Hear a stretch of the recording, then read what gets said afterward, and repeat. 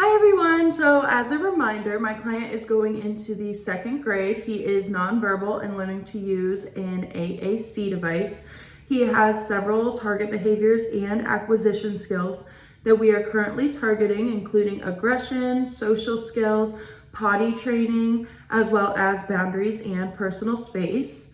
So I actually recently trained a new RBT on this particular client, and I'm going to share some of the methods that I use to train them. So my company tends to follow the behavioral skills training concept, which includes going through each skill and sharing the operational definition for each, demonstrating these skills through modeling or role play with the RBT, as well as providing feedback. So this is one of the first things that I'll do when training an RBT so that they have a good overview on the client, as well as some of that experience on modeling and the techniques. So next, I typically have an RBT shadow me for at least a week. This is pretty much standard, if not longer, for an RBT in our company, just to make sure that they are able to implement appropriately, as well as making sure they're a good fit with their client and that they're pairing well with them. So for this particular client, the RBT was able to observe me in session, and I was able to train her throughout. So for example, we had just began targeting potty training. So the trainee was able to see our intervention for that, which includes a 30-minute timer. And then when it goes off, the client is then transitioned into the bathroom where he sits on the toilet for 3 minutes before able to get up and go engage in reinforcement or anything else. So typically this causes some aggression. So the RBT was able to see this intervention put in place and how we can also carry that out and still follow through with the intervention. Even if it's a little bit later than the 30 minutes after a behavior, that's totally okay as long as we're following through with it. So it's important for the RBT to see what that looks like. So these shadow sessions are so important in order for the RBT to gain active feedback, as well as see the interventions and skills that we role played and discussed in real time. So after shadowing for about a week, I then will turn it over to the RBT to then observe their sessions for another week. So typically during this, I will just observe and answer questions or step in as needed. But I try to make sure that it's something that is really RBT led to make sure they're really getting the hang of it and that they're going to be able to be on their own shortly after this training period. So the new RBT will then be able to begin services with their client if they mastered all of this criteria, which in this case she did, and she's working with the client and it's going great. So one thing that's also very important for me during training that I taught during this is teaching about different cultural backgrounds. So in my particular company, we go in schools and in homes. So that's something that's really important to do and teach so that everybody is learning about different backgrounds, their own, as well as understanding others as well.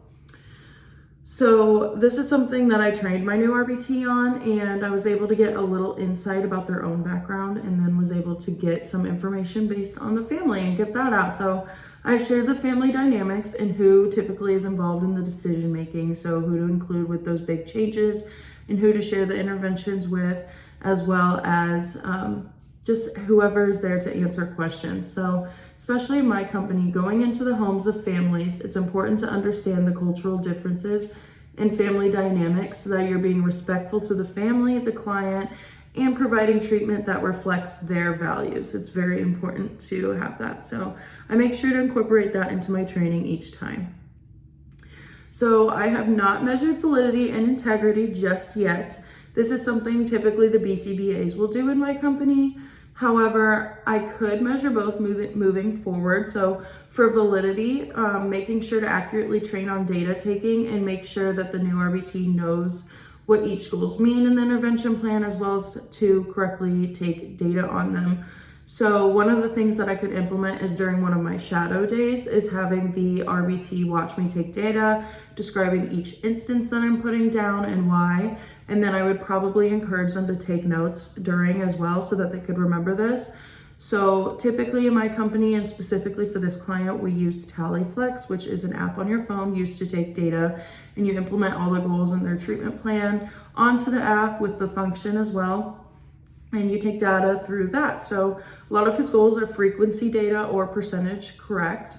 So during this, in order to teach it, I could help the new RBT get onto TallyFlex, implement the new skills, as well as show her how to record instances. So for example, for potty training, for percentage correct, if he did not go, we're gonna mark that as an X. And if he did go, we're gonna mark it as a check. Just making sure that they're having those types of things down so that data is being accurately recorded. So next, for teaching integrity, I would implement this in the future by having frequent observation sessions, just to make sure that everything's being implemented the way that it is intended to be. So if it's not, I can then provide feedback, and I could have the RBT observe me in session, implementing the treatment correctly and effectively. So another way I could also teach this in the future is by having weekly meetings, picking some of the interventions in the plan and asking the RBT how that they would implement them. So this could be a great way to clear any questions or uncertainty and see if they're implementing it as intended. Also opens the door to just positive feedback as well, see what they're doing great, see what could be better or what we need to change as well. So that would be a great way to implement that. So I will be doing that in the future for sure. So currently, like I said, my RBT is trained, they mastered the criteria, and they're doing great with my client. But in the future, I'm definitely going to incorporate some validity and integrity training, and also just make sure that everything is very thorough throughout my training sessions. Thank you.